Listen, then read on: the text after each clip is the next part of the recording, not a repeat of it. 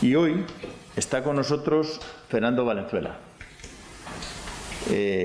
para tratar un tema que habíamos llamado la aplicación de la noción ampliada de la autonomía estratégica, consecuencias para la acción política.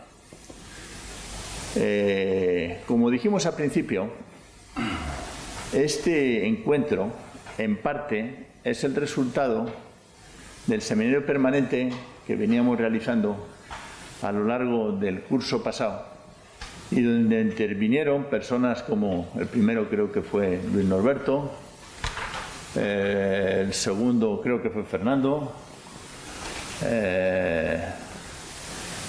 ya no me acuerdo más, y entre otros incluso estaba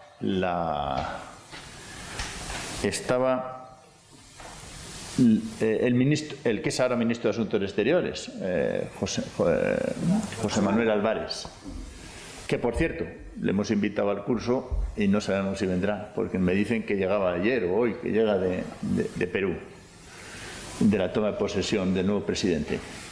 Y estaba también Teresa Fajardo y no sé si estaba alguien más. Atina. Fulvio Atina. Es decir, que prácticamente todos, menos el ministro, van a participar también en este encuentro. Y entre ellos estaba pues Fernando Valenzuela. Fernando Valenzuela es conocido posiblemente por todos vosotros, es un diplomático español que ha tenido la triple condición de ser diplomático español. Y por cierto, en el currículo que me han pasado, no sé dónde han sacado, que no vienen las fechas de sus nombramientos, pero tiene la triple condición de haber sido diplomático español, de haber sido diplomático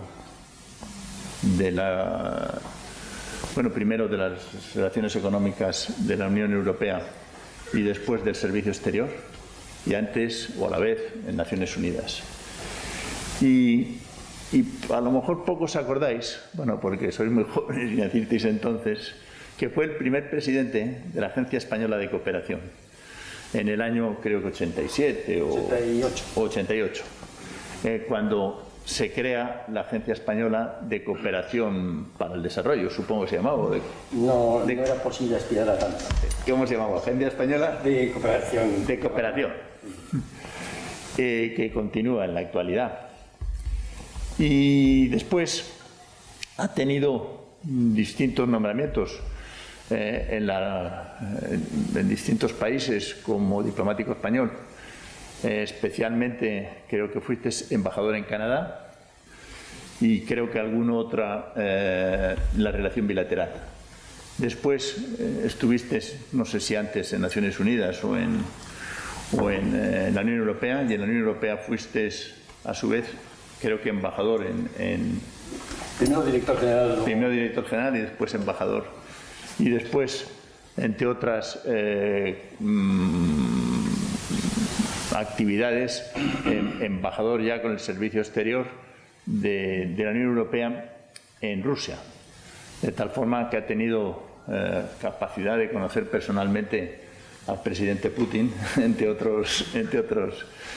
Y por último, con el primer gobierno de Pedro Sánchez y siendo ministro de Asuntos Exteriores, Borrell, pues fue el secretario de Estado de Relaciones Exteriores o de Política Exterior, que es el que coordina la política exterior de España.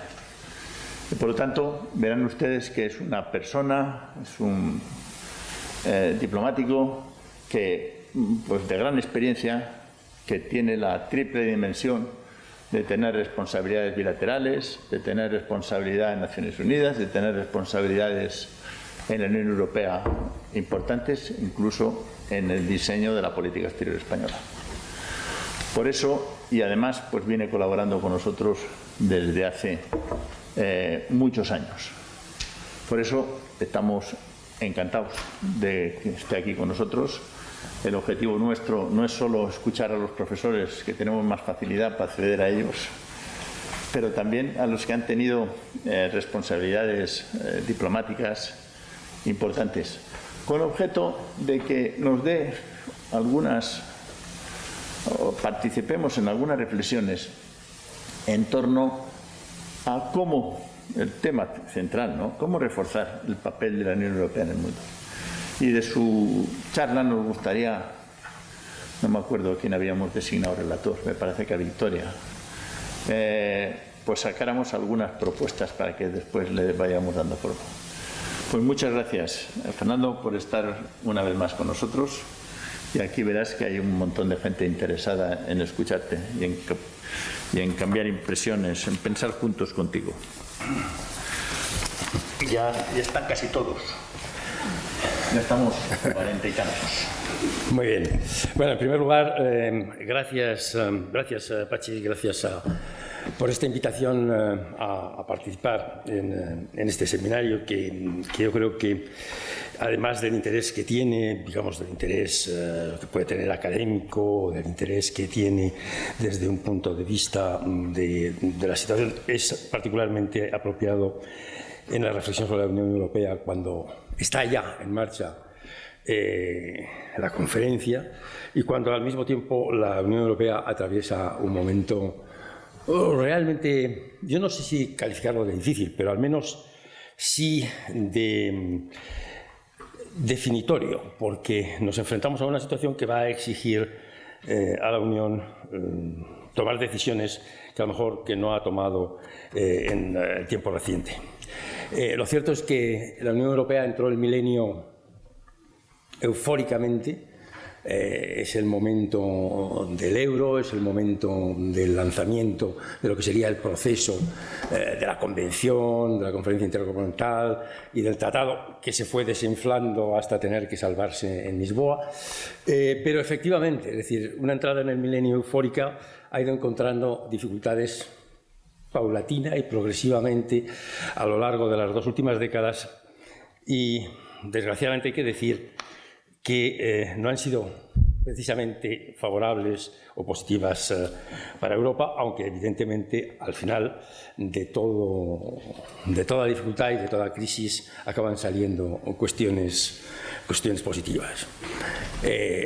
La UE ha hecho un tránsito que ha sido realmente único en el mundo y sigue siendo único en el mundo, desde un instrumento, una idea para la paz, para preservar la paz en Europa, a un mercado común, a una unión económica, monetaria, esperemos que fiscal, y a convertirse, de hecho, en un actor internacional de primer orden. Primero un actor económico y hoy, lo iremos viendo, un actor político también. Pero como decía, estas dos últimas décadas han sido difíciles. En estas dos últimas décadas la Unión ha atravesado por dificultades internas realmente muy importantes y a la vez se ha ido encontrando en un ambiente, en un marco internacional cada vez más complejo y más difícil. En el interior, poco después de empezar el milenio y el siglo y del lanzamiento del euro, nos encontramos con la gran crisis financiera mundial, que además fue una crisis del propio euro.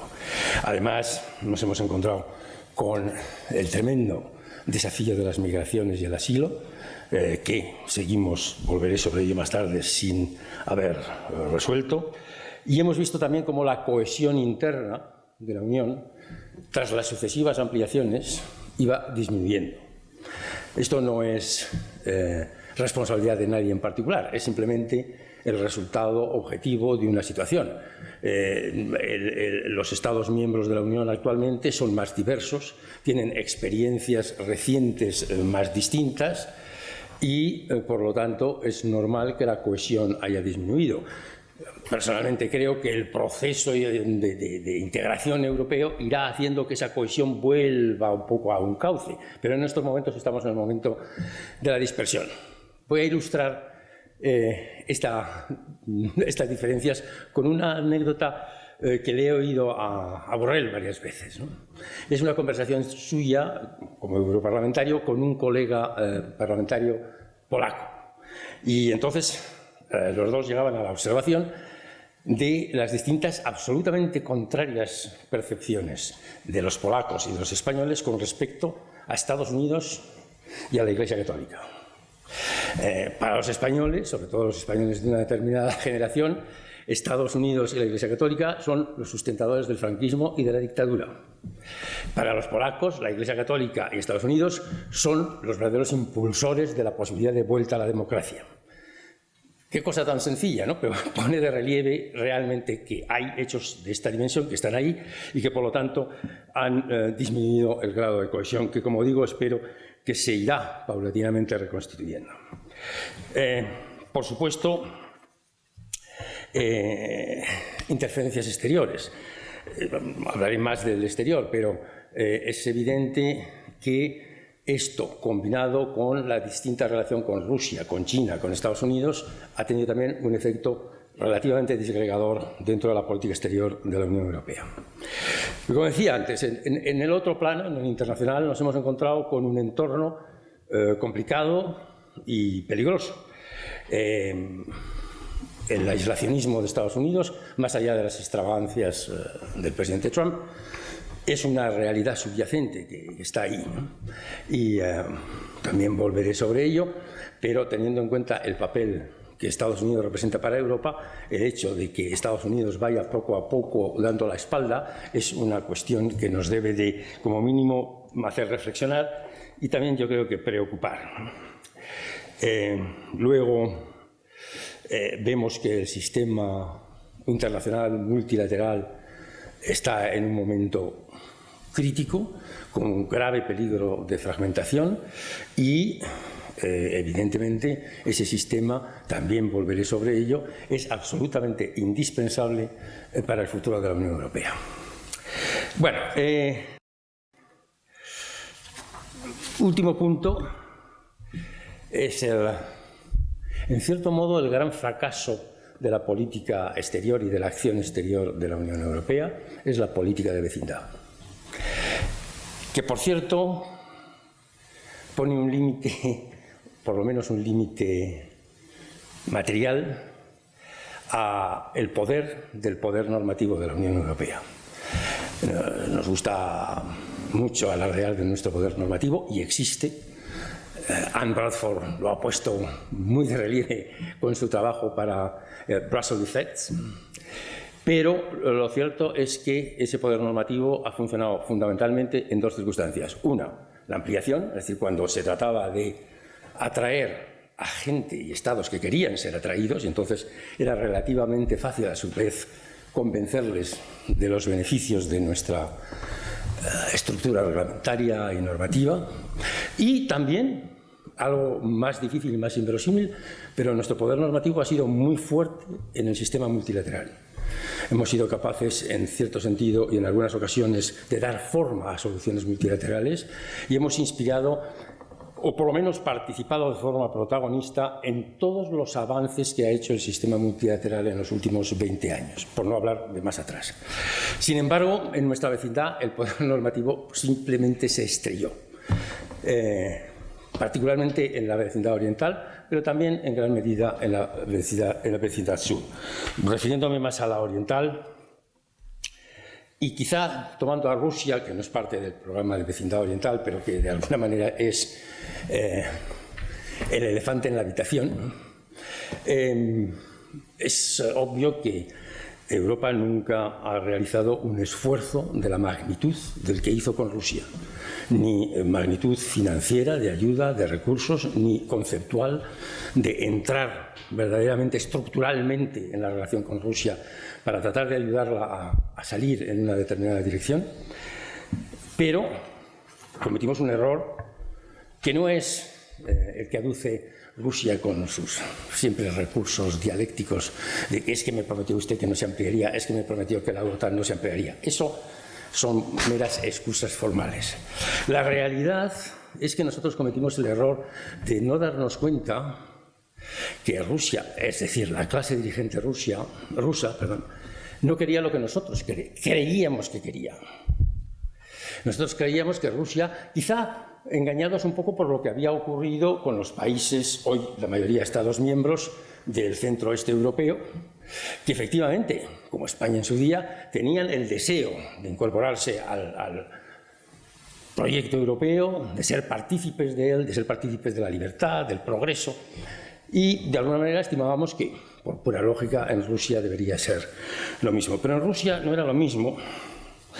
Y por lo tanto tuvimos ahí, luego volveré, por primera vez una situación en la que nuestro poder normativo no era bienvenido, en la que patinaba y en la que en definitiva fuimos al final rechazados y mandados fuera. Pero volveré también sobre eso.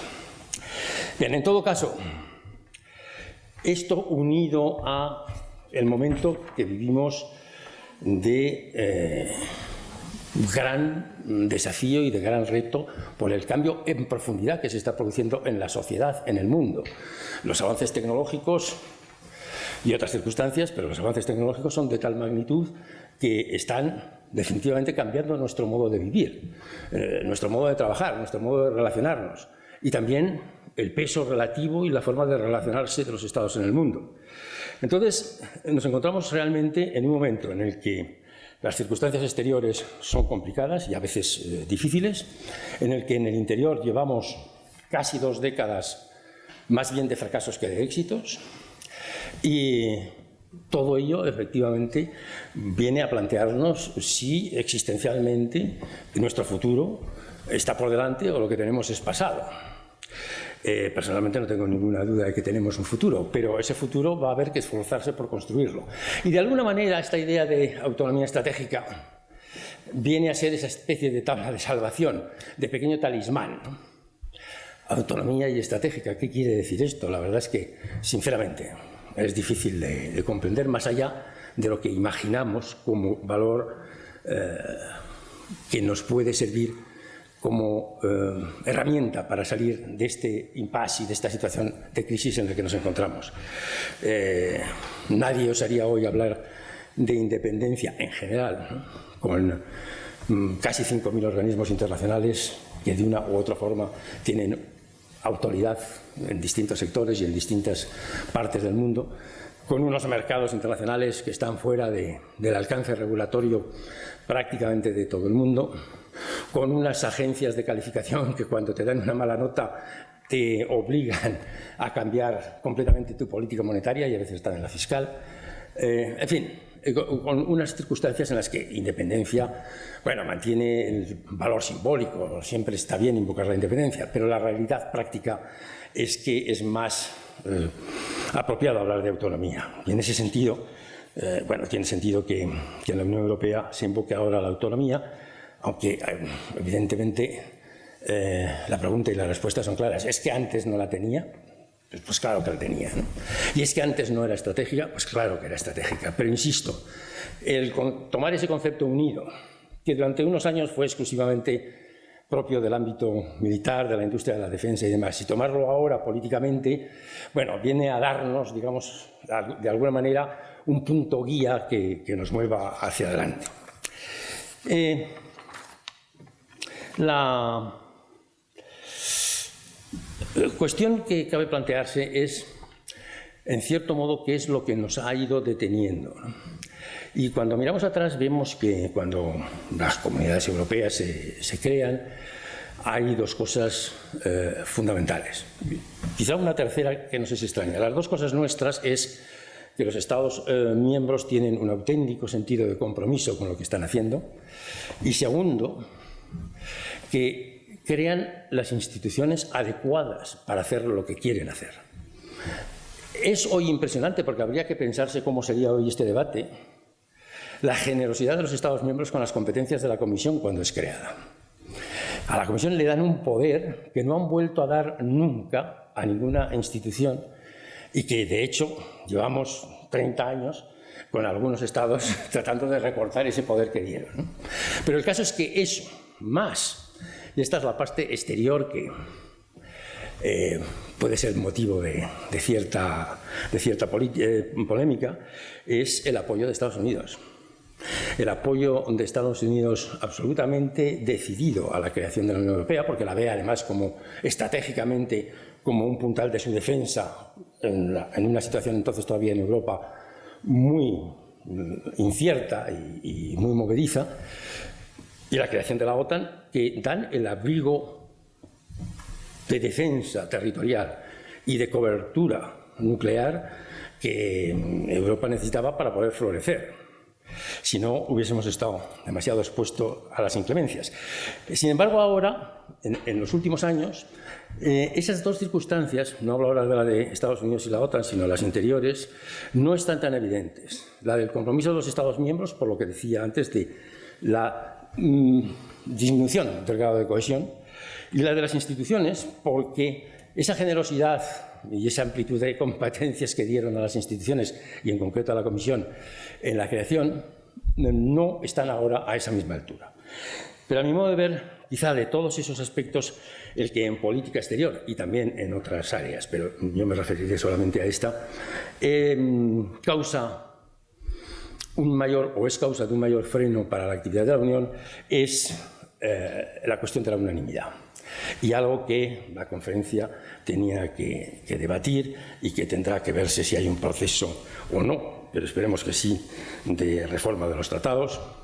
Es una cuestión esencial porque todavía hay un convencimiento mayoritario, seamos realistas, dentro de la Unión, de mantener el principio de unanimidad. ¿Por qué? Porque a unos estados grandes les es conveniente en el sentido de que ellos piensan todavía que tienen una capacidad de proyección internacional propia y que, por lo tanto, hay que mantener, digamos, a la Unión todavía bajo un cierto freno y control, aunque lo cierto es que su proyección la tienen básicamente como portavoces e interlocutores que representan a la Unión Europea fuera, o sea, informalmente, y algunos, al menos, de los estados pequeños, que indudablemente la unanimidad les da un poder del que nunca podrían soñar.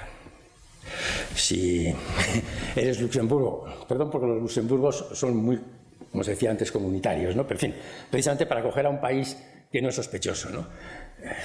O sea, que Luxemburgo, un país que es más pequeño que menos habitantes que la Comunidad de Madrid, o con muchas otras comunidades en España, pueda ser decisivo con su sí o su no a una política de grandísima envergadura de la Unión Europea, es realmente... Hombre, tiene que costar renunciar a esto, ¿no?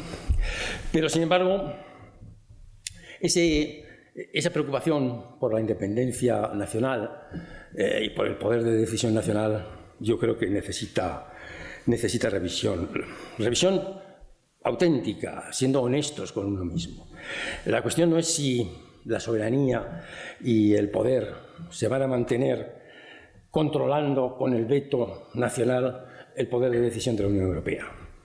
La cuestión es si podremos mantener ese poder con ese sistema de decisión por unanimidad. Hay que transferir no ya más competencias, que también, sino más capacidad de decisión a la Unión Europea. La respuesta temporal de las cooperaciones reforzadas y demás son importantes, son interesantes, pero creo que también ha llegado el momento de empezar a ser un poco más auténticos y un poco más sinceros con nosotros mismos, ¿no? Tenemos que empezar a decirnos, primero, a ser conscientes de hasta qué punto esas cooperaciones reforzadas tienen una dimensión increíble, pensemos en el euro, y por otro lado, a que hace falta que eso tenga un traslado y una traducción institucional.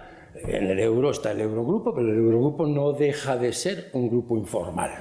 Es decir, la Unión no ha asumido plenamente, no que hay unos países que están en el euro, sino que hay unos que no están y que tendrían en teoría la obligación de estar, ¿no?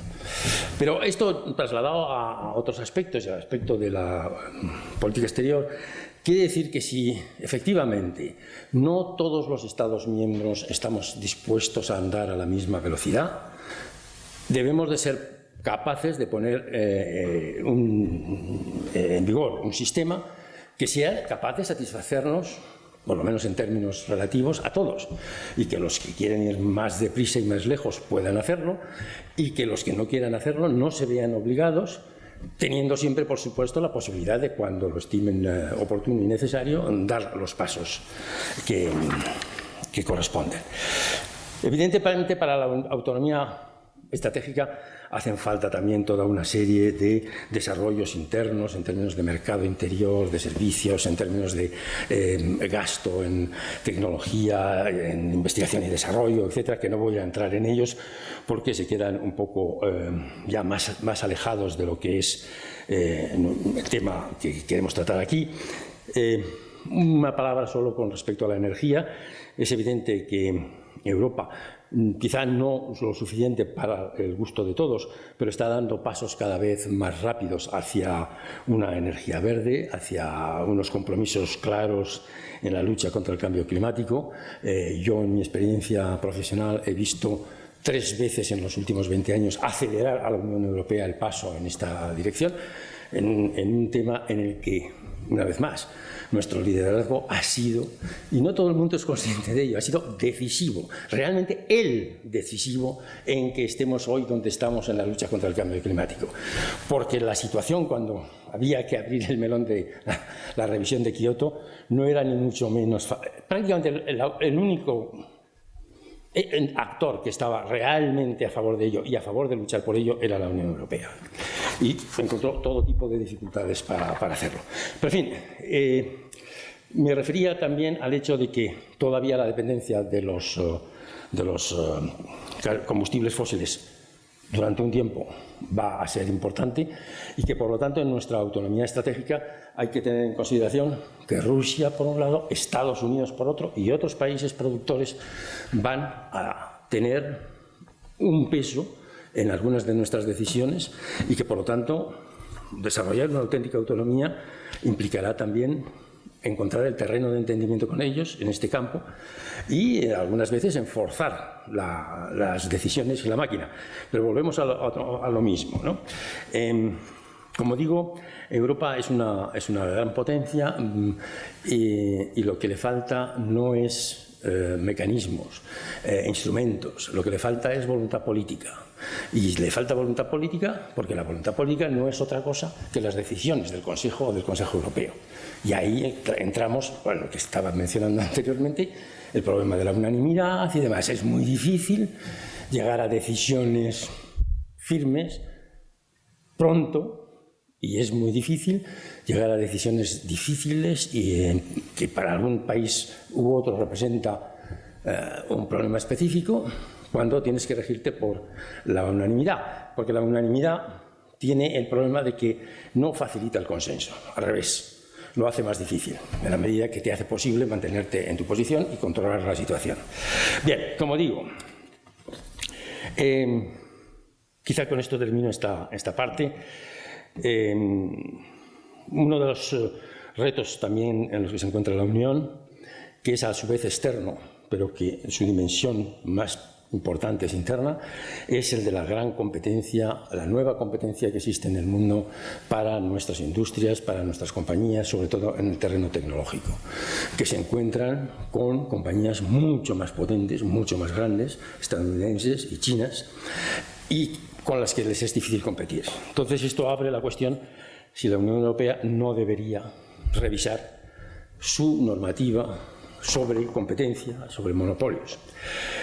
Hubo un caso que seguramente todos habéis visto, fue el año pasado creo, que fue aquel intento de Alstom-Siemens de fusionarse o de unirse o de al menos montar una compañía conjunta en determinadas dimensiones. Bueno, todo esto al final no ocurrió, pero trajo este debate encima de la mesa porque, por un lado, es cierto que necesitamos en según qué sectores compañías e industrias más potentes que puedan competir mejor con los grandes chinos o los grandes americanos, pero por otro también, evidentemente, esto plantea desde el punto de vista interno cambiar unas reglas de competencia que pueden ser muy nocivas para empresas medianas o incluso pequeñas que se dan en el campo de la tecnología y que estarían entonces mucho más expuestas al dominio de estos grandes campeones europeos, ¿no?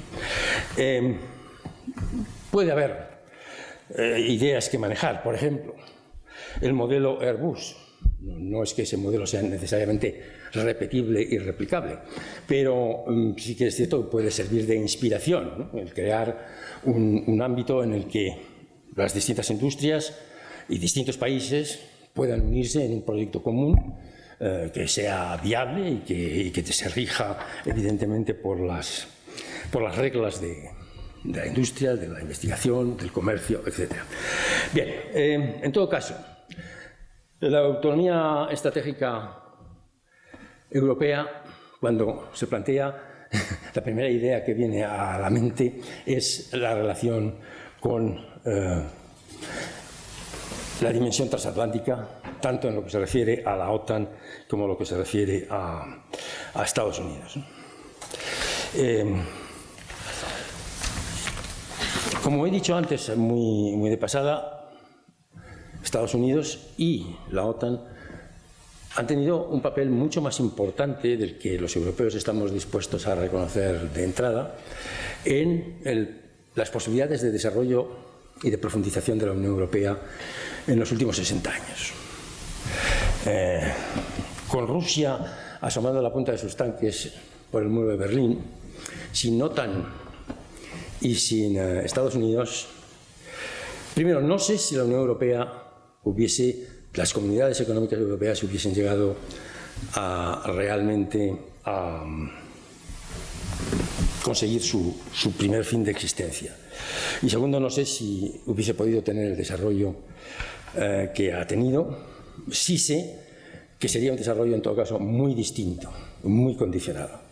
Por lo tanto, seamos sinceros, OTAN, Estados Unidos, han sido dos puntales esenciales para que los europeos pudiéramos olvidarnos de eso, hacer como que no nos enteramos y dedicarnos a otras cosas mucho más agradables, como era construir nuestra unidad y empezar a tener una influencia en el mundo, una influencia positiva. El soldado de la paz, que se ha hablado a veces, el país de ayuda al desarrollo, primer donante universal, seguimos siéndolo afortunadamente, primer donante al sistema multilateral en el mundo, con grandísima diferencia, empezando por el sistema de Naciones Unidas, donde la suma de contribuciones de Estados miembros y de la Comisión, con mucho, sobrepasa al siguiente donante, que para sorpresa de algunos puede ser, es Estados Unidos. Entonces, seamos conscientes de eso, seamos conscientes de que, en cierto modo, nuestro papel positivo, nuestro papel de creación de espacios de relación y de amistad y de interacción ha sido posible porque teníamos las espaldas guardadas. Esas circunstancias han cambiado, pero nuestras espaldas siguen siendo frágiles. Es verdad que los avances en la política de defensa, de seguridad y defensa de la Unión Europea en los últimos 10 años han sido considerables. Ahora estamos ya con el Fondo de Defensa, Europeo de Defensa prácticamente hecho una realidad, puesto que el Parlamento ya ha aprobado el reglamento y aunque las cantidades asignadas pues hayan tenido que reducirse, va a seguir siendo todavía un fondo importante. Tenemos PESCO. Pero lo cierto es que nuestra seguridad profunda, la seguridad territorial y la seguridad nuclear la siguen proporcionando la OTAN y Estados Unidos. Entre otras cosas porque, refiriéndome a lo nuclear, las potencias nucleares europeas, ahora ya la potencia nuclear europea, Francia, después del Brexit, primero es insuficiente para defender a toda Europa. Y segundo, no hay un camino evidente ni claro para que se convierta en europea. Es una capacidad nuclear francesa. Es distinto a la americana, porque en el marco de la OTAN sí defiende a Europa en su conjunto. Esto no ocurre con la francesa o indirectamente a través de la OTAN. En todo caso, como digo, tenemos que ser conscientes de esto cuando hablamos de nuestra autonomía estratégica. Al mismo tiempo, tenemos que yo creo, redefinir un poco las preguntas. Preguntarse, por ejemplo, ¿política de seguridad y defensa europea u OTAN? Es una pregunta simplemente incorrecta, porque parte de la base de que son alternativas, y no son alternativas. Son dos soluciones complementarias, que la una sin la otra, también la de la OTAN, no tiene sentido. Cuando hablamos del giro de Estados Unidos, giro de Estados Unidos hacia Asia y, por lo tanto, menor compromiso con la defensa europea, hasta cierto punto. Esperemos que sí con la defensa estratégica y con la defensa nuclear. Tampoco tiene mucho sentido. Entonces, es verdad que quizá Estados Unidos va a adoptar una política menos involucrada en los intereses en Europa, incluso en los intereses en el Mediterráneo y en África, pero todo esto es evidentemente un desafío, pero más que una grandísima mala noticia, es una oportunidad única para que Europa esté a la altura de las circunstancias y haga el esfuerzo que tiene que hacer. Porque nuestras quejas sobre la asimetría en la OTAN, nuestras quejas sobre el excesivo intervencionismo americano, son inversamente proporcionales al esfuerzo que hemos hecho los europeos por defendernos a nosotros mismos y por pesar más en esas instituciones. Así que este relativo desenganche de Estados Unidos nos pone frente a nuestra propia realidad. Vamos a ser ahora capaces de hacer el esfuerzo que no hemos estado haciendo, con sus efectos positivos enormes, ¿no? Pero que no hemos estado haciendo. Entonces, ahí se le plantea el desafío central quizá a la autonomía estratégica, porque ese es el que nos va a llevar a otra serie de situaciones.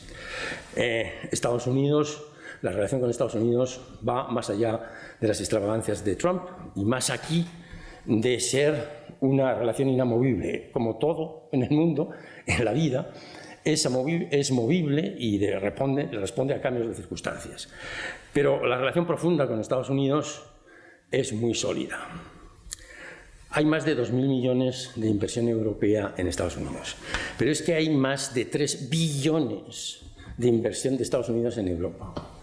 Hay todos los años un mínimo de 700.000 millones de comercio que atraviesa el Atlántico Norte.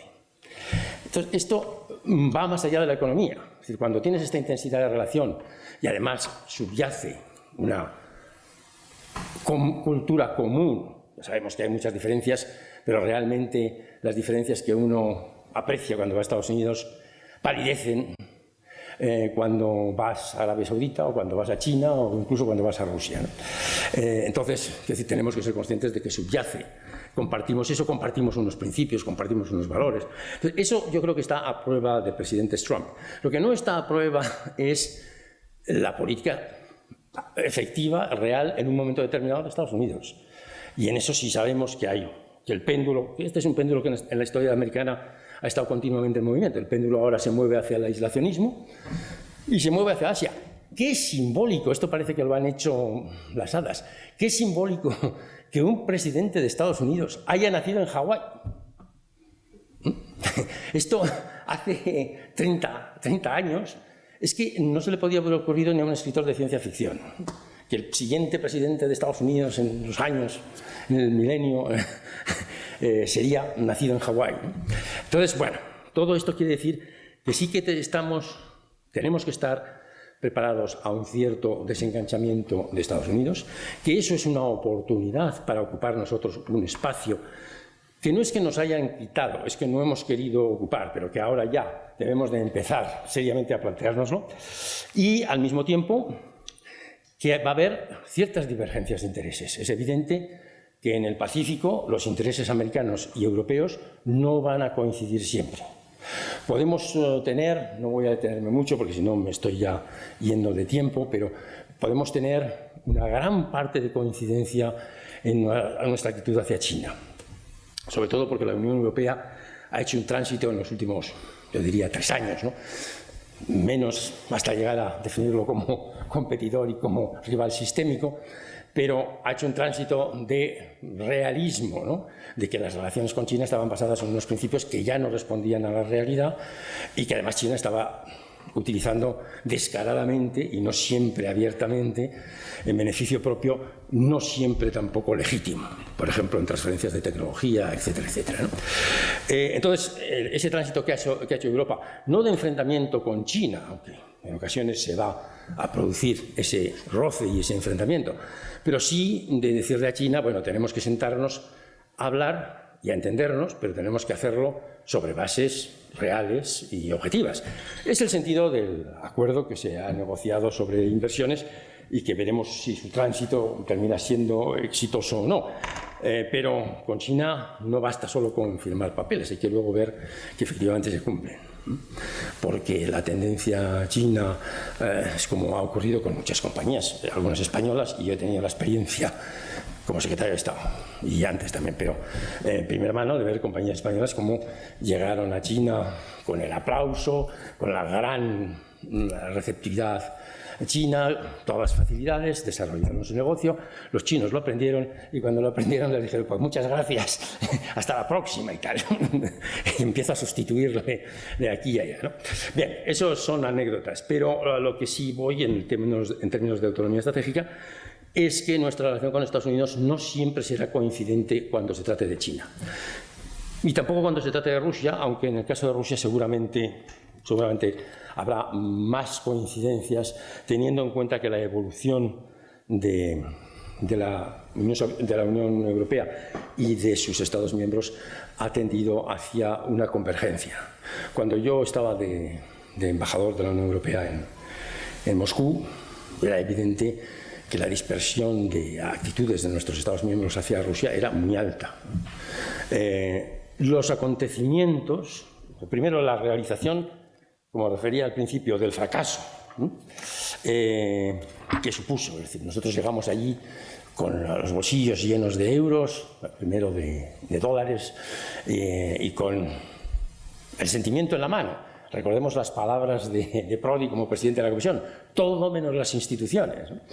Bien, los rusos no querían tanto, ellos querían que poder desarrollar su tendencia natural, la de la clase dirigente, vuelvo a insistir, hacia un autoritarismo unas veces más benévolo que otras, y a una economía de club, donde lo que vale es estar en el círculo de la amistad, en el círculo de la lealtad y en el círculo de la corrupción. Y entonces nuestro continuo empuje por cambios democráticos, por liberalización económica, por establecimiento de leyes y reglas más claras de mercado, de economía de mercado, todo esto se fue convirtiendo simplemente paulatinamente en más y más asfixiante para la clase dirigente rusa. Cada vez les molestábamos más, ¿no? Y de alguna manera, con una razón o con otra, eso tenía que terminar.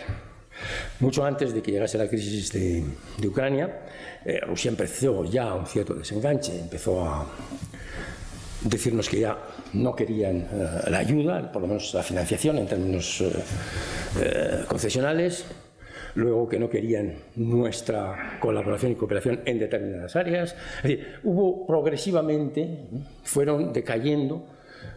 Muchos ya durante mi época, por ejemplo en Moscú, fueron decayendo nuestros programas y nuestra implicación de cooperación, que nos metía muy dentro del corazón de Rusia, porque lo bueno que tiene la cooperación, ayer se ha hablado aquí con la cooperación al desarrollo, es que permite lo que se ha denominado la diplomacia estructural. Es decir, no la diplomacia de que llegas al departamento de protocolo del Ministerio de Asuntos Exteriores, sino que realmente vas al baño de la municipalidad de no sé dónde, ¿no? Entonces, ese grado de penetración, lógicamente, cada vez era también más molesto en Rusia. Bien, Ucrania evidentemente fue el detonante, pero Ucrania planteaba además un reto absolutamente esencial para Rusia, ¿no? Porque, bueno, es difícil en la expresión tener siempre la terminología correcta. Cuando hablamos de Rusia, en propiedad estamos hablando de la clase dirigente rusa. Pero hagamos fácil la comunicación y acortémoslo por Rusia, ¿no? Para Rusia, Ucrania significaba un riesgo demasiado alto. Primero, se habían acostumbrado y se han acostumbrado a una solución de sus problemas inmediatos a mi modo de ver, nada inteligente, pero sí muy útil, que es la creación de los conflictos congelados. Es decir, aprovecho unas circunstancias que normalmente son unas circunstancias que no ha creado Rusia, estaban allí, pero aprovecho para hacer que se congelen, con lo cual neutralizo a estos países. Neutralizo por lo menos sus opciones de política exterior y en gran parte sus opciones incluso de política interior. Y estamos hablando de Transnistria en Moldavia, estamos hablando de Nagorno-Karabaj entre Armenia y Azerbaiyán, estamos hablando de Abjasia del sur y Osetia en Georgia, etc. Y bueno, de alguna manera está la tentación de hacer lo mismo en Ucrania. Pero es que Ucrania es un caso totalmente distinto para Rusia. No olvidemos que el Principado de Moscú nace del Rus de Kiev. Es decir, esa es la esencia. Ucrania es, de alguna manera, el alma final más histórica de Rusia. Es un mundo eslavo, absolutamente, nadie puede dudarlo, puesto que son el origen de ellos. Su pretendido compromiso absoluto con la cristiandad viene del príncipe Vladimir, que es tratado en Rusia como si hubiese sido un zar de Rusia, ¿no? cuando era de Ucrania, era príncipe de Ucrania. Pero bueno, quiero decir con esto que la teoría del régimen de Putin, que me recuerda, perdón por la edad, España es diferente. España es diferente no solo era un eslogan de turismo, era sobre todo un eslogan político. Somos diferentes y por lo tanto podemos tener un dictador. Pero bueno, de alguna manera existe la tesis de Rusia es diferente, una tesis profunda, que no es de ahora, ¿no? Es decir, se puede ir uno a Dostoyevsky, se puede ir uno muy atrás en la producción cultural, intelectual y demás de Rusia, para ver ese sentido a la vez de querer ser europeos, pero a la vez, cuando eso aprieta demasiado, entonces a no ser tan europeos. Y ese mundo eslavo, sin llegar a las tesis del euroasianismo, pero ese mundo eslavo que tiene ese componente también efectivamente asiático y que por lo tanto el ruso necesita de alguna manera regirse por un poder fuerte, por unas ideas clave esenciales, como son las del cristianismo, la ortodoxia, etc. Entonces, todo esto va a justificar. La democracia en Rusia tiene que ser una democracia que responda a esta visión y a estos valores, no la democracia que tenéis en Francia o en España. Naturalmente, si Ucrania se vuelca de ese lado y termina siendo una democracia, digamos, entre comillas, occidental, aceptable, eso desdice completamente la tesis de la particularidad eslava, donde nosotros somos diferentes. Por lo tanto, realmente la deriva que estaba tomando Ucrania después de la crisis del Maidán era demasiado peligrosa para Rusia. Además tenía sus pequeñas cuentas pendientes, como Crimea, etc.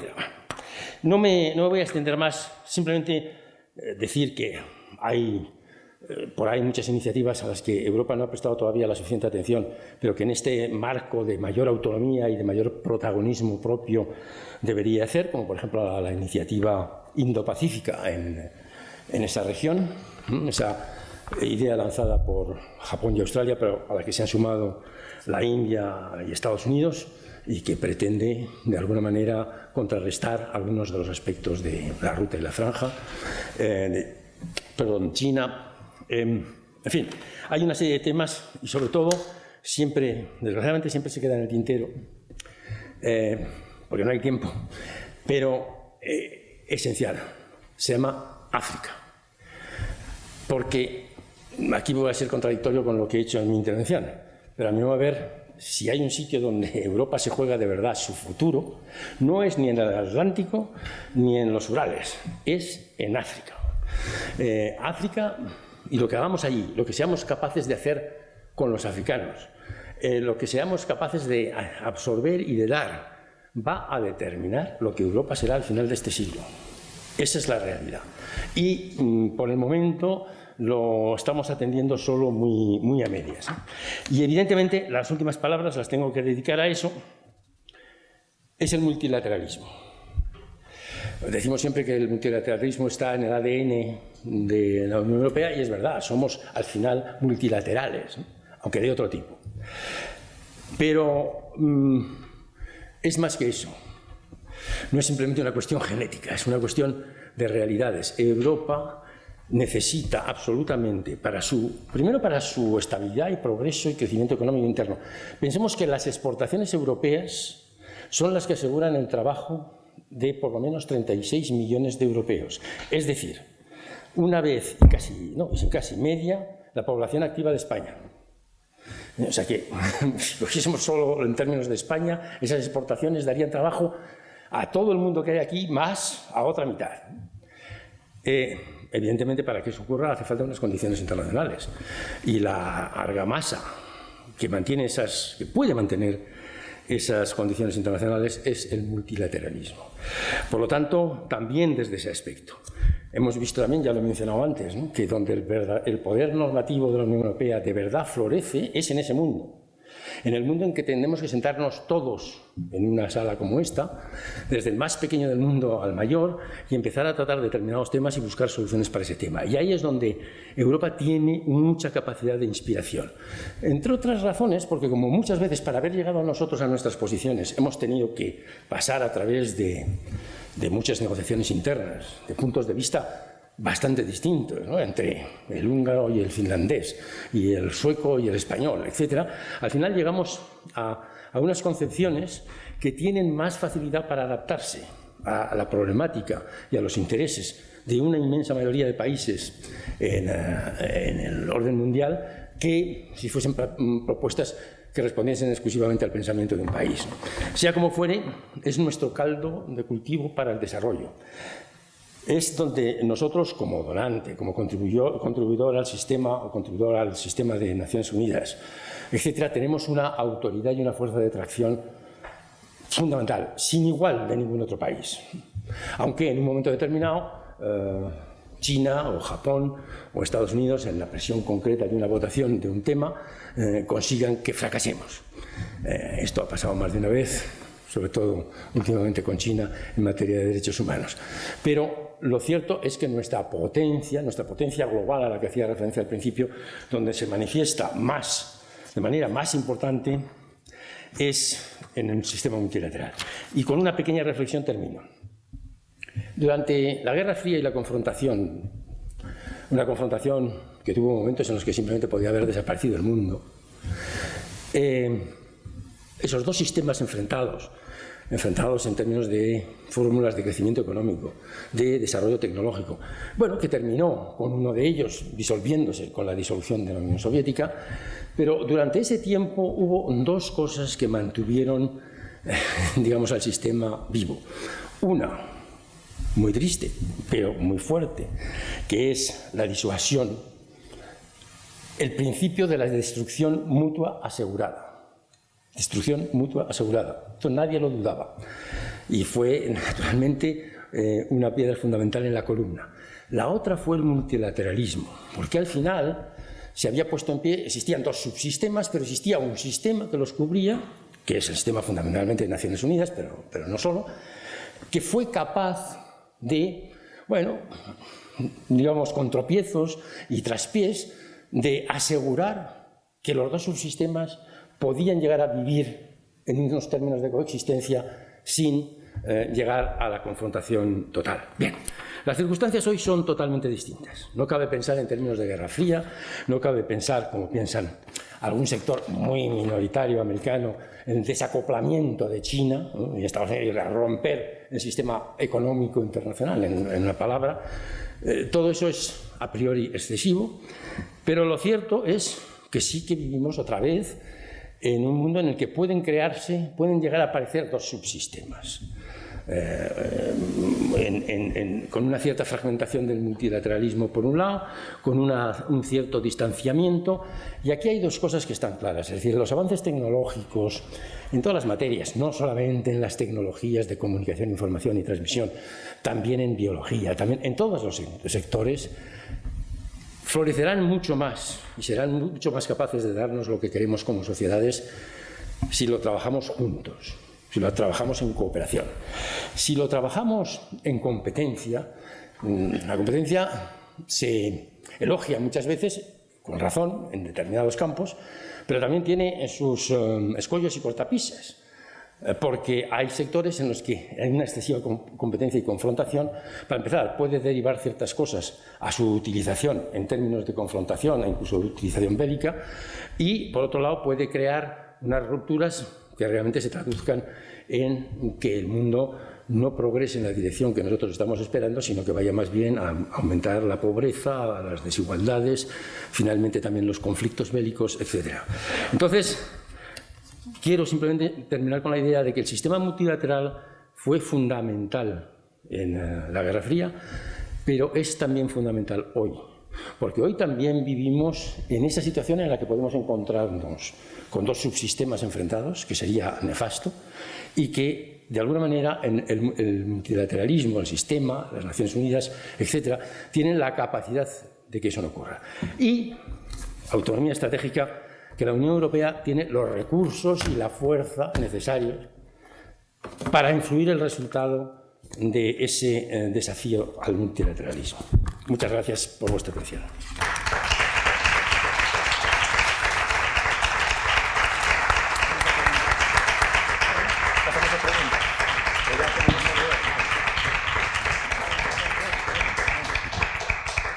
¿Quieres seguir de pie o si quieres sentarte? Bueno, sigo de pie. Muy bien. Pues muchas gracias, Fernando. Y además has hecho como la escritora de ayer que se quitó esto, y los demás no sé por qué no vamos a poder. Hombre, luego hay que desinfectar el micrófono, pero...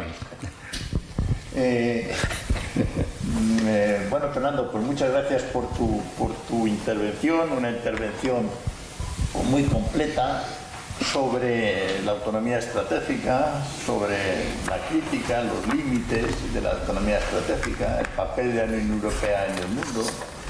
Has pasado revista a los principales actores o las principales situaciones, especialmente el atlantismo, la importancia que ha tenido para el desarrollo de Europa, pero claro que ahora estamos en un escenario distinto y tenemos que asumir nuestras propias responsabilidades. Han sido muy completas referencias a Rusia, que se ve que conoces bien, donde has explicado, incluso de forma autobiográfica, el descuelgue de que empezábamos con una perspectiva yo ya no me acordaba, lo de Prodi, de todo, pero me has hecho referencia, de todo menos instituciones a una situación, pues no sé cómo llamarle, de rivalidad, de todo lo demás, de al revés, de nada. Has hecho una referencia muy profunda a todo el tema del multilateralismo, que es el ADN de Europa, y que además el multilateralismo pues es imprescindible para no caer, creo que tus palabras eran, en dos subsistemas que has explicado con claridad, y me alegra mucho que esto no es la Guerra Fría ni se parece, no tiene nada que ver, lo cual no quiere decir que no haya, como bien dices, pues dos subsistemas distintos, en que precisamente el papel de la Unión Europea, pues yo te he entendido, que será superar esa situación. Bueno, no hace falta que yo haga un relato de lo que has dicho, pero sí me han suscitado un montón de preguntas. Y precisamente cuando, que no las voy a hacer yo, voy a esperar a que las hagan los demás, pero cuando alguien hace una aportación importante, pues es normal que surjan muchísimas reflexiones, sugiere preguntas. A nosotros los profesores lo que nos gusta es hacernos o renovar las preguntas. Y eso es, y sobre todo da idea a que el escenario, las posibilidades de la Unión Europea en el mundo, cómo acertar, cómo incrementar su papel, está bastante abierto y va a depender de nosotros. Y precisamente eso es lo que queremos, hacer propuestas para la conferencia. Pero antes de eso, me gustaría escucharos a vosotros y que de forma ordenada pues nos pidáis la palabra y hagáis las preguntas que consideráis oportuno a vuestros compañeros. Ahora han empezado por ahí atrás, que no les veo bien la cara, pero debe ser, me da igual, el orden que quieras. ¿Prefieres pregunta a pregunta o juntarlas? Dos o tres, ¿no? Bueno, dos o tres. Venga. Vale, yo soy Marcos y quería preguntarle de cómo ve usted el hecho de que, por ejemplo, España y Holanda, bueno, Países Bajos, se hayan puesto de acuerdo para dar un impulso extra a la autonomía estratégica, cuando en el seno de la Unión Holanda es más bien atlantista y España no.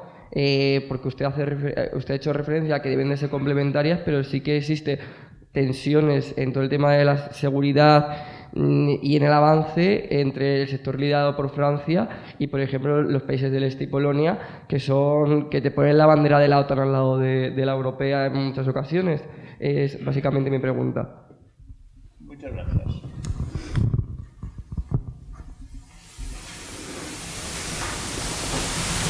Espera, van a empezar por detrás.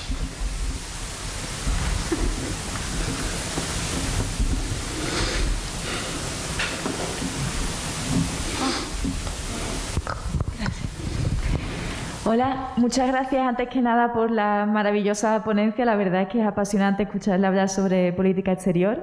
A mí me gustaría que volviéramos un poco a lo que es la política europea de vecindad y me remito a sus palabras. El mayor fracaso de la política exterior de la Unión Europea ha sido la política europea de vecindad. Teniendo esto en cuenta, ¿qué futuro cree que tiene esta política europea de vecindad? Especialmente teniendo en cuenta que desde que se creó la política europea de vecindad, la Unión Europea ha intentado ir adaptando esta política a los diferentes cambios del escenario internacional.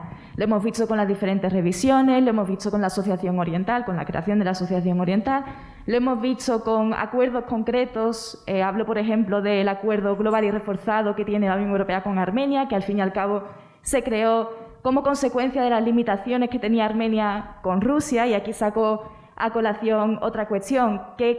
¿En qué medida cree usted que podría avanzar realmente la política europea de vecindad, considerando las relaciones que tiene Rusia con todos estos países de la Asociación Oriental? Sabemos que los países a los que se dirige la Asociación Oriental forman parte del espacio postsoviético, el espacio sobre el que Rusia intenta ejercer su influencia, intenta y lo consigue. En Armenia está más que claro.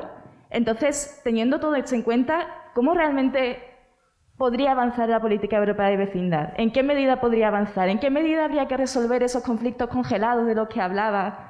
Y hablo nuevamente de Armenia y del Alto Karabaj. ¿En qué medida habría que resolver este conflicto? ¿En qué medida tendría que involucrarse la Unión Europea en el conflicto? Y nuevamente saco a colación otra cosa, que es, hace poco Borrell dijo que quería estar más presente, que la Unión Europea va a estar más presente en el Cáucaso Sur a raíz del reciente conflicto. ¿Cómo evolucionaría todo eso? ¿Cuál es su opinión acerca de esta cuestión? Muchas gracias. Muchas gracias. Hola, soy Jorge, estudio Filosofía, Política y Economía y estoy haciendo mis prácticas en el Movimiento Europeo. Y quería preguntarle por un par de cuestiones. La primera, sobre África, ha dicho que ahí se juega la Unión Europea su futuro. Y quería preguntarle, bueno, en el contexto de la conferencia sobre el futuro de Europa, si podría hacer una evaluación de cómo ve que se están haciendo las cosas y cómo cree usted que se podría mejorar el papel que está jugando la Unión Europea en China, con la intervención de actores como en África, con la intervención de actores como China, que también están presentes y tienen cada vez más influencia. Eso por un lado. Y luego también, aprovechando su experiencia en las Naciones Unidas, quería preguntarle por reformas o por propuestas de mejora de la Unión Europea en este foro global. Y en concreto, ¿cómo ve usted ahora mismo la posibilidad de ceder el asiento de Francia en el Consejo de Seguridad de la Unión Europea? Porque hablábamos esta mañana, algunos, sobre que igual no es idóneo el momento debido a las elecciones, a que podría usarse muy fácil por Le Pen como un mensaje de que se está debilitando la soberanía francesa, tal. Entonces, ¿cómo se podría vender esto? Y hablamos también de la posibilidad de un gran pacto, porque para que Francia cediese, por ejemplo, su asiento, igual otros países tendrían que avanzar hacia el pilar fiscal. No sé cómo ve usted que se podría avanzar por ahí. Y luego, también en relación a las Naciones Unidas, había divergencia de opiniones entre gente que hablábamos sobre la idoneidad de que la Unión Europea tuviese un solo asiento en las Naciones Unidas en vez de todos ellos por el método de voto, que al final es por países individuales. Entonces, al ser 27, son más que lo que tendría la Unión Europea de forma individual. Entonces, simplemente eso, sus perspectivas y propuestas de mejora, tanto en África como en la ONU por parte de la Unión Europea. Muchas gracias. Muchas gracias. Si te parece, Fernando, ya son 3 preguntas. Sí. Hay otras 10 o 12 que han levantado la mano. Y si eres corto, mejor. Tratando de ser breve, aunque gracias por las preguntas, cada una de las tres tiene un trasfondo bastante complejo y complicado, pero bueno, tratando de ir un poco al punto así más evidente, ¿no? Con respecto, Marcos, a la primera pregunta, bueno, es evidente, por ejemplo, has mencionado Holanda y España, y es evidente que según qué asuntos nuestras posiciones son distintas y a veces encontradas. Bueno, también esa diferencia norte-sur que siempre ha existido un poco en la Unión Europea y que existió más con la entrada de Suecia, de Finlandia, de Noruega, de Dinamarca ya estaba desde antes, pero también entró en su momento con el Reino Unido. Todo esto fue diferenciando un poco ese norte-sur, pero esa es una diferencia, yo casi la denominaría de sutil, ¿no? No es una diferencia que per se choque. Se produce una visión un poco distinta en algunos temas, sobre todo en los económico-financieros, pero, por ejemplo, muy idéntica en otros temas, sobre todo de política exterior o de temas de derechos humanos, etcétera, etcétera, ¿no? Es decir, que son unas diferencias manejables porque ese grado de cohesión estaba ahí.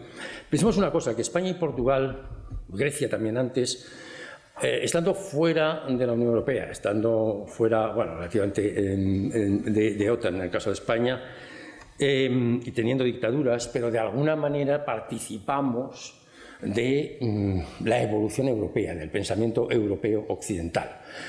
Y es, en fin, aquí no quiero entrar en grandes profundidades, pero una de las razones que explica la transición a la democracia española como una transición fácil, en el fondo está en que, esto lo dijo Suárez de otra manera, me parece, en un discurso, de que la sociedad española ya había cambiado y ya era distinta, no era la sociedad que correspondía a un país atrasado dictatorial, era otra.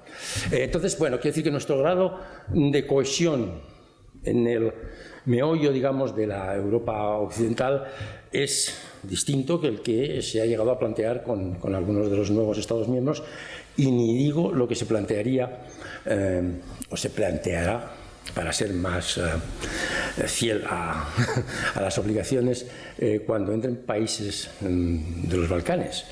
He sido jefe de la Fuerza de Despliegue Preventivo de Naciones Unidas en Macedonia y me conozco algo el pensamiento y la sensibilidad que todavía predomina allí, y bueno, hablando de cohesión, es un reto y un desafío considerable.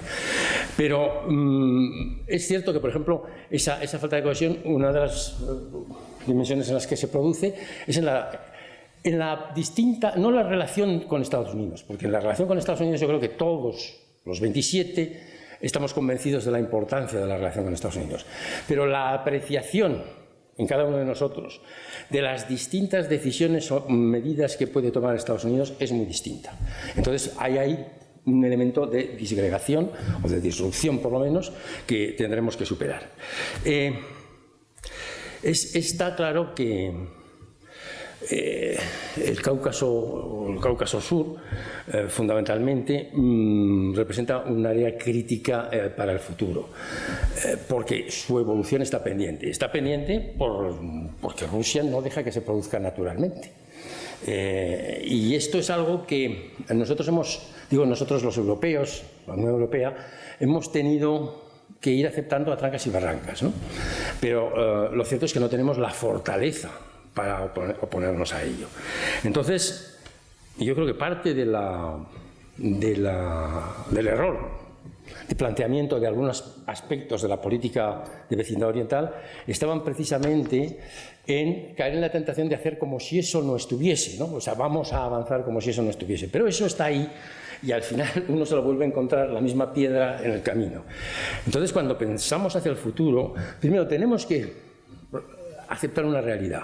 No habrá una relación normalizada totalmente y plena con el Cáucaso Sur hasta que no cambie Rusia de pensamiento básico sobre su entorno y sobre sus planteamientos sobre la zona de influencia que le corresponde, etcétera, etcétera.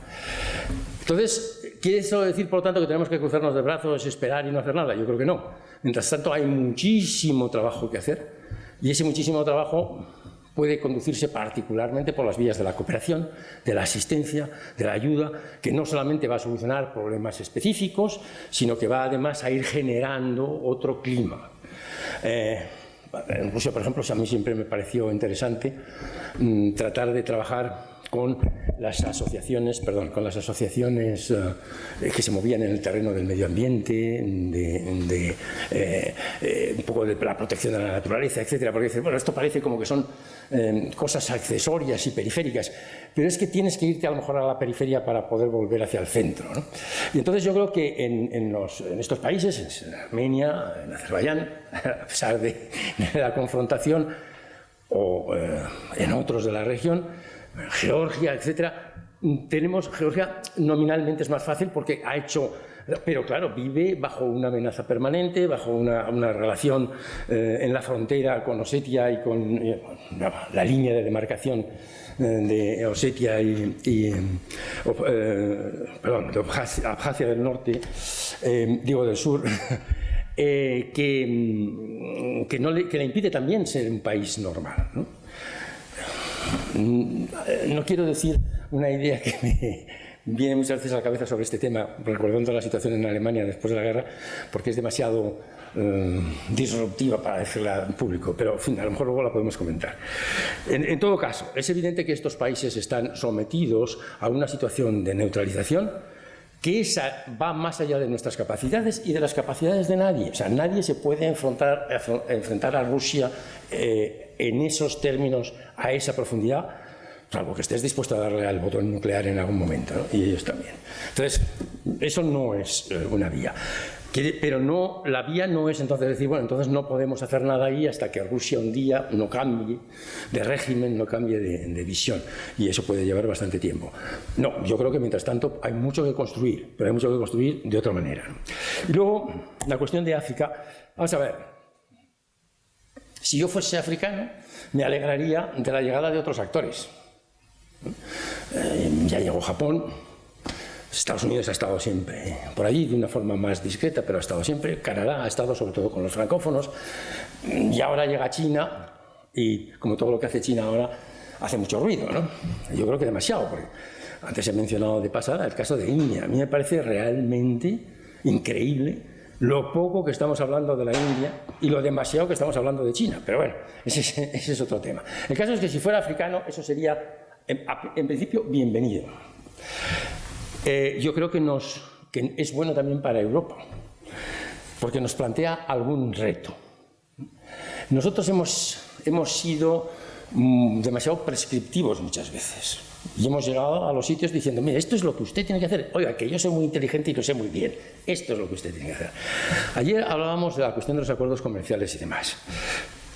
Ojo, no se me confunda. Estoy de acuerdo con que Europa debe llevar temas como derechos humanos, como desarme nuclear al menos, etcétera, al frente de sus compromisos internacionales. Pero claro, llegar a negociar con un país, eso no, con China no, un país, y llegar, vengo a negociar el acuerdo comercial. Mire, este es el desplegable de las cosas que tiene usted que aceptar antes de sentarnos a la mesa y decir simplemente sí, nada más.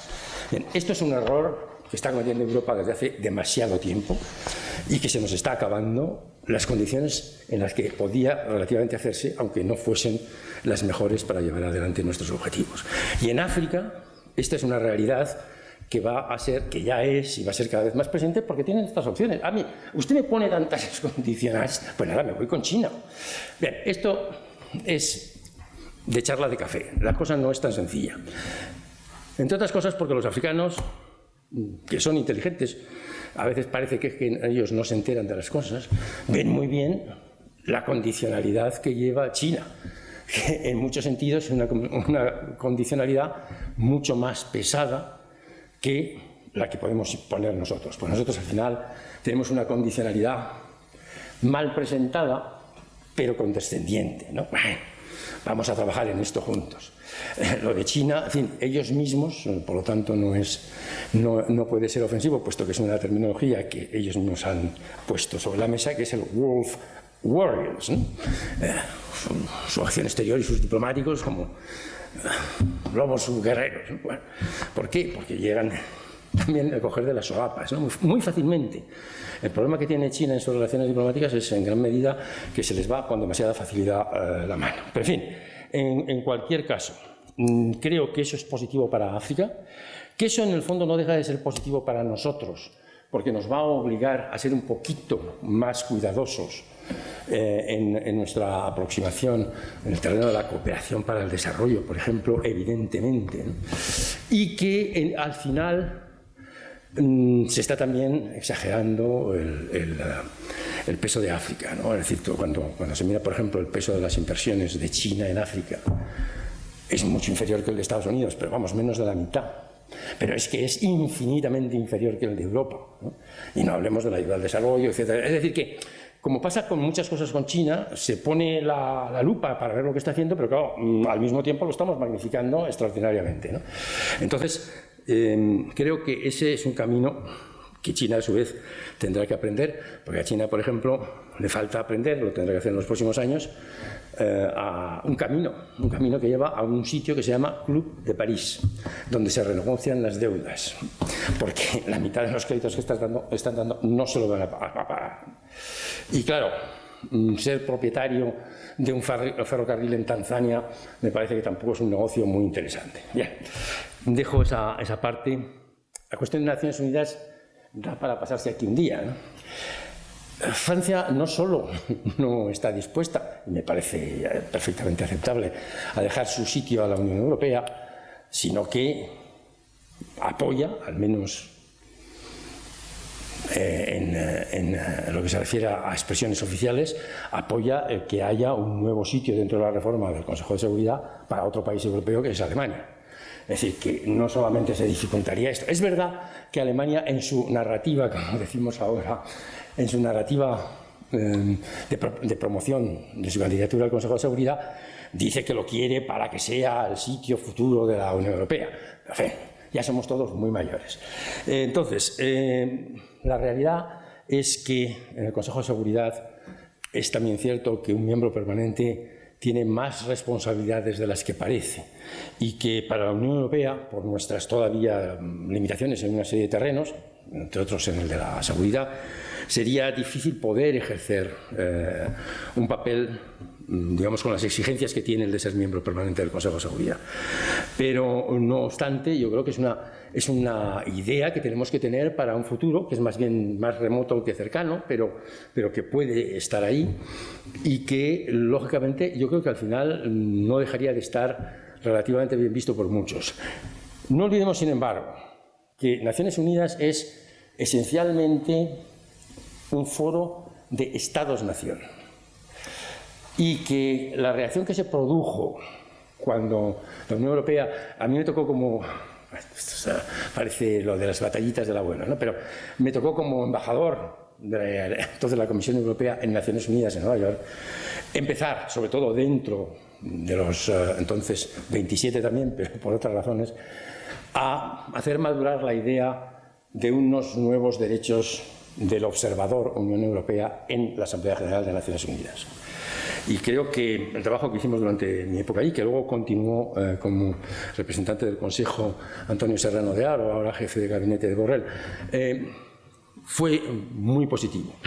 Pero, de todas maneras, en esa trayectoria, otra vez lo que suele pasar en la Unión Europea, creemos que nuestras ideas son tan buenas, nos consideramos tan buenos, etcétera, que al final nos olvidamos un poco de la realidad, ¿no? ¿Y cuál fue el problema cuando se presentó el primer proyecto para dar esos nuevos derechos a la Unión Europea? Que muchos estados, sobre todo pequeños, CARICOM fue el reducto final, pero no el único, lo vieron como una amenaza existencial. Es decir, como un tránsito de Naciones Unidas hacia una organización de regionalismos, de entidades regionales.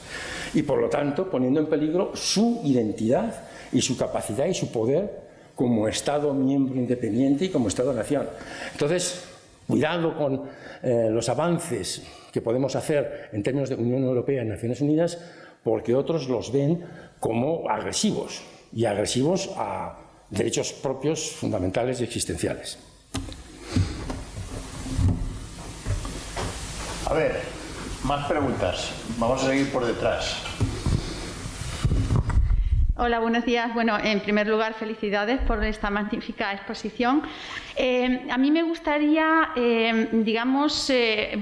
retomar un poco. Van Rompuy decía que el gran reto ahora de la Unión Europea, una vez superada el periodo de guerras entre los propios Estados europeos y, digamos, anclado el modelo democrático, está en ¿qué tiene que hacer la Unión Europea? ¿Cuál sería el papel de la Unión Europea en este océano geopolítico? Entonces, una vez dicho esto, digamos que para ser fuertes fuera y proyectar esa potencia fuera, tenemos que tener cohesión dentro. Entonces, a mí me preocupa porque, además de los bienes materiales, este proyecto europeo tiene la función de la consecución de bienes materiales, el bienestar de la sociedad europea, etcétera. El problema que yo veo, usted hablaba de cómo tienen los valores, las ideas claves enraizadas en el pueblo ruso, por un lado. Los americanos lo tienen muy claro, es decir, para los americanos, el servicio el Estado está al servicio de los ciudadanos, ¿no? Para los nacionalismos, que es lo que más me preocupa, es que los ciudadanos están al servicio del Estado.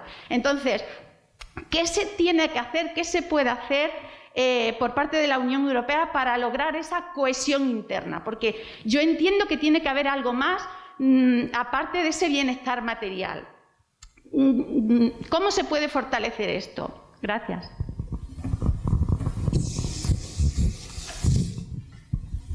Hola, buenos días. Muchas gracias también por su ponencia. Yo quería preguntar por los Balcanes, en concreto sobre la ampliación de la Unión Europea en esa dirección, si es posible, primero, y luego, por otra parte, si es deseable. Y luego las consecuencias de actuar en uno u otro sentido, sobre todo porque al final puede implicar renunciar ceder un espacio de influencia a otros poderes, como a título de ejemplo se está viendo con la construcción de la autopista en Montenegro por China, que es un préstamo del 30% del PIB de Montenegro y que claramente no se puede permitir pagar. Sobre eso, muchas gracias otra vez.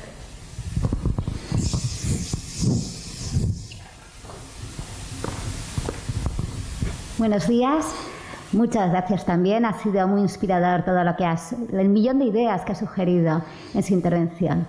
Yo quiero un poco plantear las incoherencias también de la acción europea hacia Rusia. Hemos pasado quizá de todos menos instituciones a nada, y hablo políticamente, sanciones, pero hay negocios. Quiero su opinión sobre el proyecto Nord Stream y si en alguna medida Alemania no está minando la posición de dureza europea. ¿Te parece, Fernando? Tenemos preguntas. Muy bien. Paso entonces, tratando de ser breve, ¿no? Entonces, bueno, sobre la primera cuestión, la respuesta es muy complicada y compleja, ¿no? Es decir, no cabe duda que el aumento de la cohesión es un elemento sine qua non. Es decir, si es que Europa, para ser la Europa que nosotros pensamos, es un proyecto de integración que va, para unos más deprisa, para otros más lento, para otros no va, pero en fin, que va hacia una federalización de la realidad europea, ¿no? Entonces, eso no es posible, desde luego, sin unos grados de cohesión mínimos. Es decir, nosotros, mirando a nuestro propio país, vemos las enormes... España es un país particularmente rico en diferencias, que son enriquecedoras, pero para que sean enriquecedoras tienen que tener unas argamasas y unos elementos, ¿no? Y la Unión Europea, por supuesto, está llamada siempre a ser una entidad de diferencias, de combinaciones culturales diversas, todas dentro de un, si se me permite la expresión inglesa, mainstream, ¿no? Que es la cultura europea. Ayer se hablaba de la cultura europea. A mí hay una cuestión que siempre me ha llamado la atención y que me parece reveladora, que confieso que es pueril, pero reveladora de la existencia de esa cultura europea desde tiempos bastante inmemoriales, cuando pienso que los reyes de Castilla, o los de Aragón, que es mi zona, se vestían igual que los de Dinamarca. No pasaba lo mismo con los de Orán o ni siquiera con los de Moscú. Es decir, que siempre ha existido, incluso cuando las comunicaciones y las conexiones y demás eran relativamente limitadas, un torrente o un río subterráneo ha fluido en Europa, sobre todo en la Europa occidental y central, que ha dado una comunidad espiritual de valores y tal. Todos reconocíamos el poder del emperador del Sacro Imperio. Y, bueno, hasta la Reforma todos reconocíamos el poder del Papa. Es decir, que ha habido unos elementos comunes extremadamente fuertes que han creado efectivamente una identidad cultural europea que nadie puede negar. Aunque es una identidad cultural que se manifiesta en la diversidad. Pero es que también se manifiesta en la diversidad en España. Bueno, o se manifiesta en la diversidad en Alemania, porque bueno, hoy en día no es parte de Alemania, nada más que una parte muy pequeña de la Prusia, tiene muy poco que ver con el sur de Alemania y con las regiones y los landes del sur de Alemania. Bueno, en todo caso, lo que quiero decir es que la cohesión efectivamente es un requisito sine qua non para poder llegar a avanzar profundamente en el proyecto europeo, pero hay una parte de cohesión que solamente se hará con el tiempo, porque cuando hablas de las cuestiones de, bueno, que esto no puede ser simplemente una cuestión económica, de integración de las economías y tal, yo creo que eso es fundamental. Es fundamental porque la integración económica no tiene solo esa dimensión, tiene otra dimensión, es decir, tiene la dimensión de que va creando una comunidad de intereses. Cuando mi empresa funciona también en Polonia, la comunidad de intereses entre el polaco, el trabajador polaco y yo empieza a crecer. Y cuando lo que ocurre en un país de la Unión Europea puede afectarme a mí, en mi bienestar o en mis derechos, etc., va generando también unas comunidades de intereses que al final es lo que hacen que determinadas cuestiones al menos las veamos de la misma forma. Entonces, hay un elemento de cohesión que se va haciendo porque hay integración. No sería sin integración, pero con integración se va haciendo. Ahora, evidentemente, eso es un largo plazo. Entonces, ¿qué hay que hacer para acelerar la cohesión? Yo creo que se pueden hacer muchas cosas, empezando por una fundamental, y es hacer frente a los disgregadores. Es decir, no vamos a volver a Múnich del 38 ni estas cosas de ser, bueno, condescendientes. Bueno, estos son pequeñas disoluciones, pequeños desvíos. Yo creo que hay que empezar a ser bastante firme con eso. Y yo creo que en ese sentido la Comisión, también el alto representante en la parte que le toca, pero la Comisión está empezando a serlo. Es decir, está empezando a decirle a Hungría, está empezando a decirle a Polonia, cuidado, esto va a ir muy en serio. Y yo creo que los otros Estados miembros tenemos la obligación de estar a la altura de eso, de no escondernos detrás de la Comisión o tal, pero poniendo caras, diciendo, bueno, sí, pero no se puede empujar a un Estado miembro tanto. Yo creo que sí que se puede y que hay que hacerlo. Y si es necesario, cuando haya una revisión institucional y haya una revisión de tratados, habrá que ser mucho más explícito en estos temas. No puede ser, o sea, esto sí que va contra el ADN de Europa. El ADN de Europa es el multilateralismo, en un sentido, porque somos multilaterales, pero es paz y democracia y libertad. Ese es realmente. Entonces, todo lo que atente contra la libertad o la paz va fundamentalmente contra el corazón de lo que es Europa y lo que es la construcción europea. Y, por lo tanto, no debe permitirse. Evidentemente, es mejor siempre encontrar vías positivas. Así que pensemos en qué incentivos y desincentivos hay que utilizar cuando el gobierno de un país tiene una cierta deriva para, entre todos, ofrecer algo que atraiga a volver más a la conducta regular y que debe de tener, ¿no? Entonces, yo creo que, como siempre, lo positivo suele funcionar mejor, por lo menos a medio y largo plazo, pero que hay que tener también el bastón levantado y decir, mira, usted por ahí no vaya. O sea, por ahí no se puede estar en la Unión Europea. Como no tengo en realidad mecanismos para echarle, porque el mecanismo existente hoy es absolutamente ineficaz e impracticable, porque si el país quiere él mismo su veto lo detendría, entonces lo que hay que encontrar son otros mecanismos que realmente con la Comisión ahora le diga, bueno, pues no va a participar usted de estos fondos. Porque es verdad que hay una clase dirigente ahora en algunos países, sobre todo en estos dos, que todos conocemos, que piensa que esto de la Unión Europea es un negocio fenomenal, porque son tan tontos que puedo ir, coger su dinero y luego hacer lo que me dé la gana, ¿no? Entonces, esto hay que explicarle que esto no es así. Mi experiencia personal es que en algunos de los nuevos estados hay una parte de gente, empezando por la población, es decir, que hay mucho trabajo que hacer también de comunicación, que no entiende realmente qué es la Unión Europea. Es decir, no se han enterado de lo que esto es, o sea, no se han enterado de la declaración Schuman, para empezar, ¿no? Y desde ahí de muchas otras cosas. Entonces hay que hacer también un trabajo en el que las instituciones quizás se tienen que implicar más de esa explicación, de decir, mire usted, si esto, usted se ha entrado aquí creyendo que simplemente porque este era el club de los ricos, no, esto es otra cosa. Esto es otra cosa. Entonces, hay todo un trabajo, yo creo, didáctico y de explicación de lo que es realmente el propósito de la Unión Europea y de lo que eso implica de ventajas, de derechos y de obligaciones más. Pero no hay que renunciar tampoco al palo y el castigo si es necesario. Creo que termino con dos palabras sobre el tema Rusia. Por supuesto que hay negocios. No, o sea, en fin, el Nord Stream, como siempre, ¿no? Los focos se ponen en determinadas cuestiones. Vamos a ver, el Nord Stream, sobre todo, es peligroso para Ucrania, seamos sinceros, ¿no? Para los demás, bueno. Para mí, han debido cambiar algo las circunstancias, pero para mí es un proyecto redundante, el Nord Stream 2, porque el Nord Stream 1 no está en plena capacidad de uso. Nunca ha estado al uso poco más allá del 50%. O sea, que hacer el Nord Stream 2 es como decir, bueno, por si acaso estos no, entonces voy a hacer lo otro. Algo así le he debido explicar la señora Merkel al señor Biden cuando los americanos parece que han aflojado un poco su presión sobre este tema. Pero en fin, no está solo el Nord Stream 2, está el Turkish... en fin, hay distintos proyectos. En todos ellos, realmente, el país que tiene mayor peligro es Ucrania. Y no diré que merecidamente, porque eso no existe en relaciones internacionales, pero en cierto modo sí lo ha buscado porque, seamos sinceros, en gran parte de los problemas de la energía en Europa Occidental de verdad no fueron creados por Rusia, sino por Ucrania, ¿no? Entonces, bueno, los rusos también han dicho no queremos estar mediatizados por un país, ahora además ya con confrontación, pero incluso antes en un país que juega a juegos extraños cuando le conviene. Bien.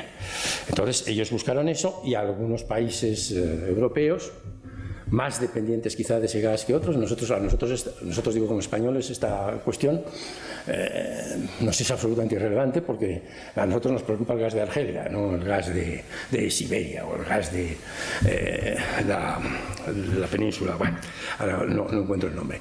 Entonces, efectivamente, no solo eso, yo creo que de una manera más genérica hay todavía una gran cantidad de inversión europea y de empresas europeas en Rusia, las cuales han tenido resultados diversos y viven siempre un poco expuestas a la arbitrariedad subyacente del sistema, porque el sistema, antes lo he definido el sistema de club, permítaseme decir que es una economía de club porque funciona en base a amistades, funciona en base a recomendaciones, a corrupción compartida y a decisiones políticas. Entonces, eso es el otro extremo de una economía de mercado abierta, con una regulación, con un aspecto social y demás. Entonces, el que invierte en Rusia sabe que tiene riesgos, pero también hay que decirlo, las empresas europeas que han invertido en Rusia, en general, algunas han fracasado absolutamente. Creo que, no sé si fue IKEA o otra empresa sueca, simplemente tuvo que marcharse, ¿no? Pero la mayoría de ellas han hecho muchos beneficios. Han hecho tantos beneficios que algunos se planteaban ya, bueno, si ahora me vienen mal dadas, ya he hecho lo que tenía que hacer, ¿no? Entonces, hay que tener también en consideración otra cosa. En esa economía empresarial de inversión, ese factor de funcionamiento ruso pesa mucho y es un riesgo grande, sobre todo para las empresas.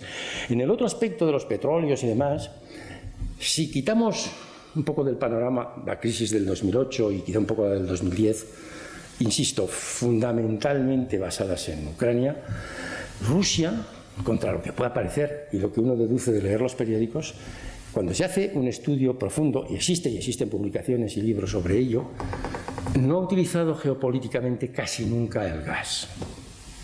prácticamente nunca. ¿Por qué? Porque es demasiado vital para ella. Es decir, Rusia no se puede permitir el lujo de cortarle a Europa el gas, porque la gente se va a revolucionar en la calle porque no va a tener para comer.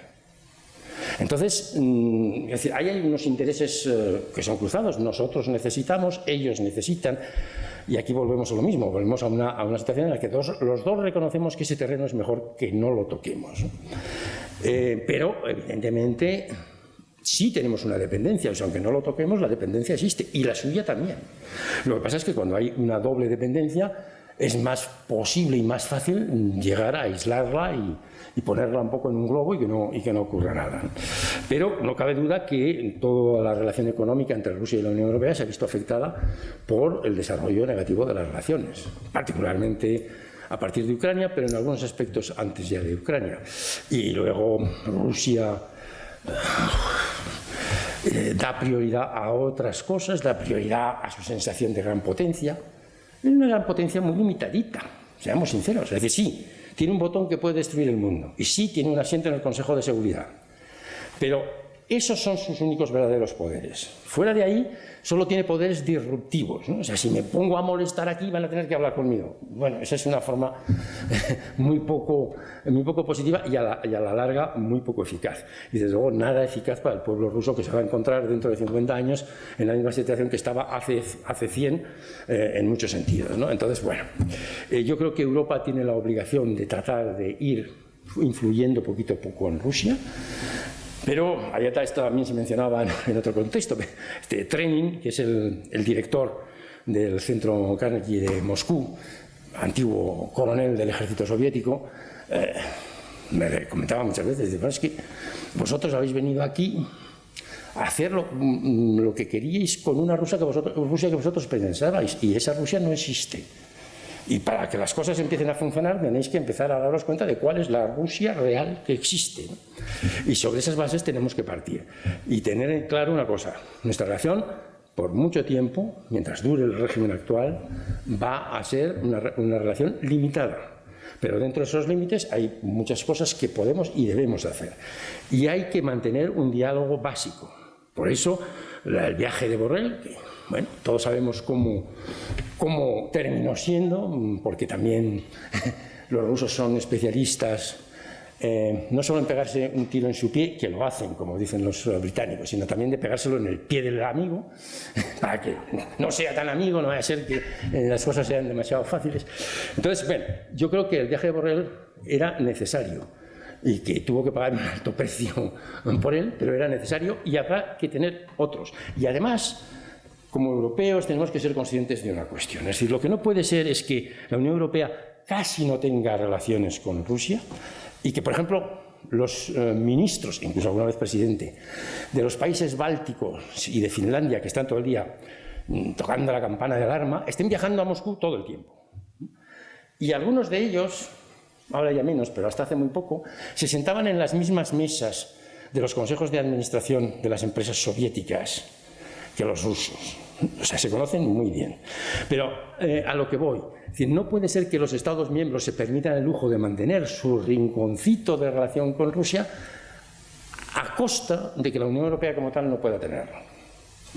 Y esto es un desfase que hay que corregir.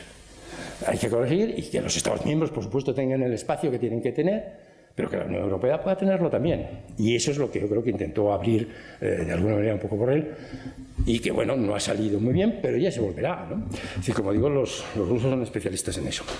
Bueno, me he extendido quizá demasiado. Fernando, es la hora pasada, porque queríamos sacar la foto. Sin embargo, había 3 o 4 preguntas pendientes. Yo más que preguntas, si alguien quiere hacer algún comentario, pues un minuto, los que habéis levantado la mano. Y si no, levantamos la sesión y habrá uno. Yo voy a hacer un comentario muy rápido, Pachi. Es respecto al tema de la energía, que hemos estado hablando, que ayer también salió el tema de la autonomía energética, pero creo que hay un aspecto que es bastante relevante en el que no se está poniendo el foco. El Consejo ya en enero sí que hizo hincapié en esto, y es que estamos la naturaleza de la seguridad energética está mutando y está cambiando.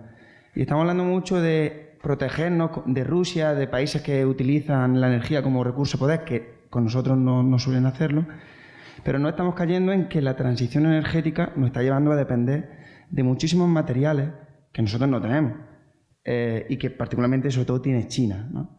Entonces, respecto a la autonomía estratégica de la que estamos hablando, yo creo que eso es muy relevante y en los próximos años va a tener una relevancia muy grande el tema de si la transición energética va a tener que tener apoyo en una autonomía industrial que a día de hoy no sé si se está llegando a potenciar. Hay una estrategia que ha sacado la Comisión, pero bueno, no sé hasta qué punto. Me gustaría pedirle su opinión sobre eso. Muchas gracias.